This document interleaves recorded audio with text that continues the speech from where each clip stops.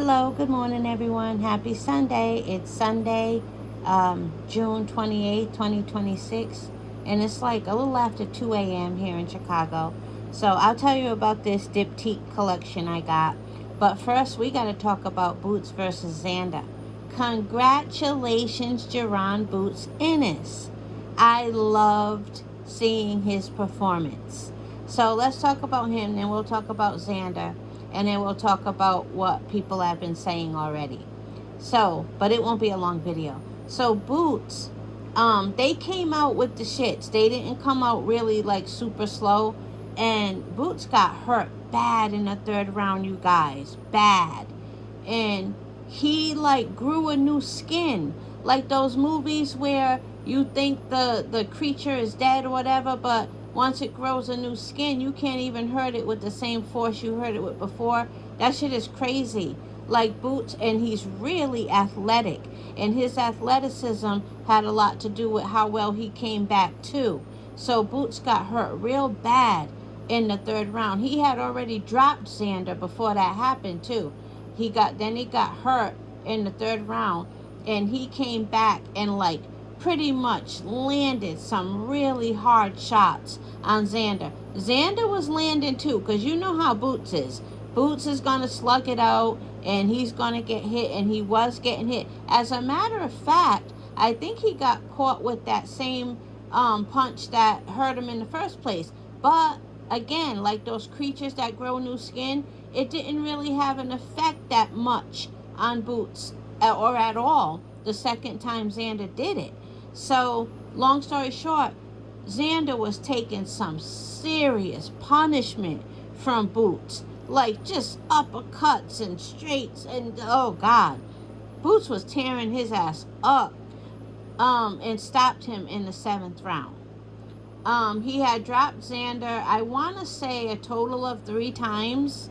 And yeah, seventh round. And you guys, I called stoppage in seventh round. Right in Junior the Truth's chat. Right in Junior the Truth's chat. Stoppage in round 7 by Boots. So, just wanted to put that out there. Teehee. But, man, congratulations, Boots. Now, as far as Boots getting hurt in the third round, well, he came back and stopped Xander. When Bud got hurt by Mean Machine, what did he do? He came back and stopped Mean Machine. When Floyd Mayweather got hurt by Sugar Shane Mosley, what did Floyd do? He was Money May, so he wasn't a stopper anymore.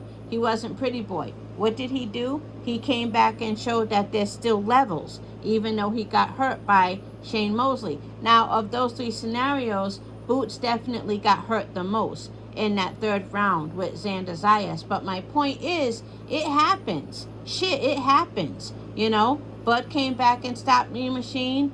Mayweather came back and dominated Sugar Shane Mosley. And this time, Boots came back and stopped Xander Zayas. So congratulations, Jaron Boots Ennis. And I know Xander learned the way Boots was moving tonight. You know, Boots is not flat-footed, like Xander said. And so, and again, Boots really displayed great. We already said that Boots was very athletic, and it's like he got hurt, but then it was almost like he didn't even miss a step in the following rounds, you know. It was just a great performance by Boots. And again, him getting hurt to me just shows that he can keep going and be a great boxer in that same fight, you know, just like the greats. You know what I mean? So, yeah, I think Boots is special, and I really loved seeing him fight. And so I hope that, you know, there are great things for him going forward. Now, let's talk about Xander. I don't know why they picked that game plan to fight Jaron Boots Ennis.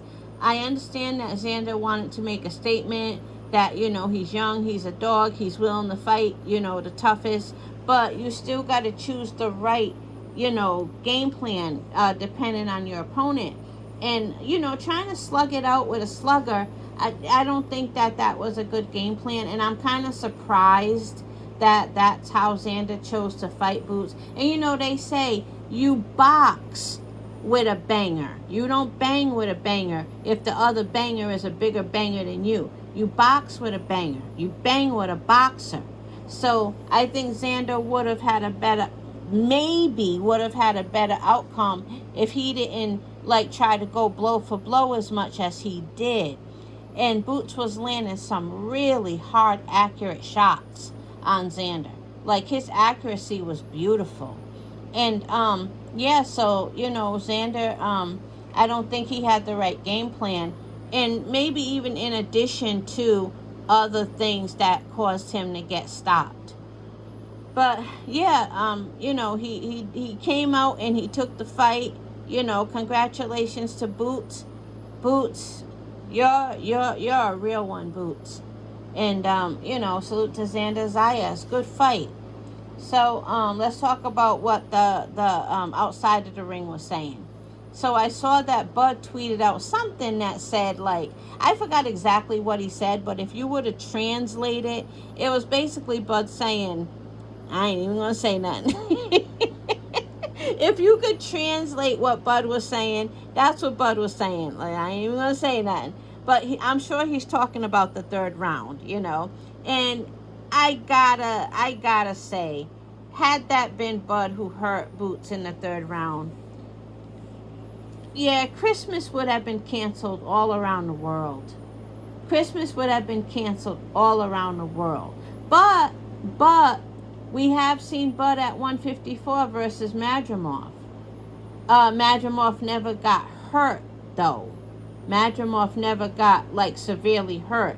Well, no, he got hurt, but he never got hurt like that. So even though Bud didn't look his most fantastic at 154, I mean, he had a good win, but you guys know what I mean. I still think if that had been Bud that hurt Boots, yeah, Christmas would have been canceled all around the world. That doesn't necessarily mean I think Boots wouldn't give Bud a good fight. But the way Boots likes to fight, yeah, I think Bud would hurt him bad. I do. I don't even like that I gotta say that. But, we gotta talk about it. But Boots, he likes to bang. He likes to get in there and fight. How much, okay, round 3, right? How much you wanna bet Bozy talked to him a million times about avoiding things that'll put him in that situation? How much you want to bet Bozy talked to him a million times about that? So a lot of times when people say the trainer, maybe he needs someone new, maybe Boots is just naturally that way, and can't nobody tell him nothing. You never know. And salute to I think DIL. I know his name starts with DIL. He was in Made Man's chat. Salute to him. He was basically saying that too. Boots is Boots. That's how he fights. We knew Boots wasn't going to go in there and be the most elusive fighter ever. We knew that. And so he takes what comes with the territory. So I think Bozy working with Boots is just fine. I don't think anybody else can, make Boots turn into a new person and be the most elusive fighter on the planet. That's just how Boots fights, and it works for him, So yeah, Bud put that out there. And then who was it who said they want to smoke with Boots? Was it Virgil? Yeah, let's get it. I'm gonna pick Boots in that one. A lot of people they think Fundora would beat Boots. I don't know. I would like to see it. And Mel has been inactive for too long, and I think that would be if let's pretend Mel were an active fighter, really good training, that would be a very good fight in my opinion. But yeah, I'm very, very happy for Boots. Salute to Jaron Boots Ennis in his stoppage win, 7th round, which I called, over Xander Zayas. Great fight, Boots. And you got a chin, and 3rd round really just showed me that, you can make it through really, really tough situations and come out, with the win. So I know a lot of people are going to be very critical about Boots in the third round, but at least be fair and add to it how he finished, you know, because at the end of the day, it's how you finish, you know. And Boots ain't the first, you know, great boxer to get hurt. So, you know, that's how it goes.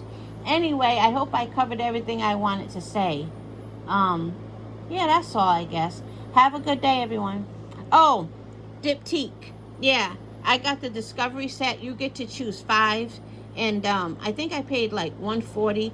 These fragrances smell really nice, but you would have to go in the store and smell all of their fragrances and then pick the 5 you want. Now, you can't have a selection amongst every single fragrance, but they give you a lot to choose from. And it's pretty much like most of their top sellers. So that's good.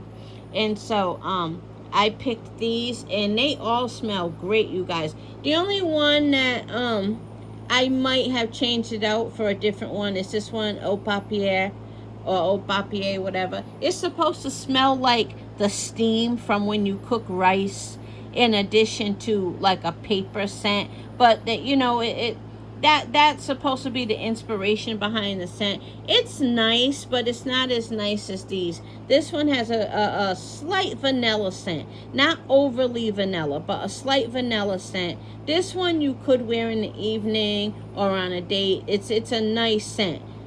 This is the most sensual, definitely the most sensual.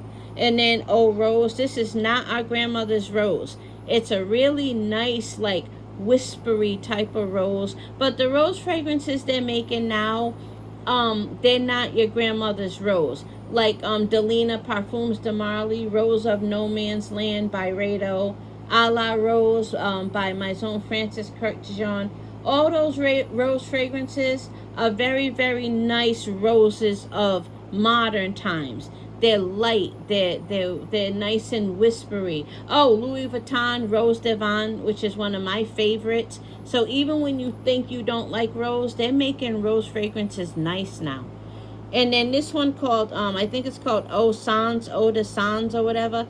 That's probably my favorite in this whole collection. That smells good. It smells like if you mix floral with a little bit of sweet, but in a mature way, not something the teenagers would wear, you know. And then this one is, I think it's called Dosson or whatever. Very floral, very white floral. So if you love a nice floral fragrance, I only do one spray. I don't like shower and perfume like some people.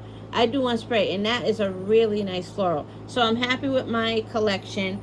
Never leave without free samples. Like, get in their ass. You shouldn't have to. Usually they'll do right by you. But if you ever get someone who act like they don't want to give up samples, it's because they be selling them on eBay and making a killing. That's why they don't want to give them up. But you paid for these samples. These are made for you, especially when you make a purchase. So get your samples. Don't ever in life leave a perfume purchase without getting free shit. And so he tried to give me this. I don't want that. I was like, where are the perfume samples? And he was like, which one would you like? I said, can I have a few of them? Because I want to try different ones. See, that's how you got to do it. You're paying. Don't let them do, You ain't selling shit that I should be getting because I made the purchase, not you. So I had said to him, I want the, cause see that Eau Rose?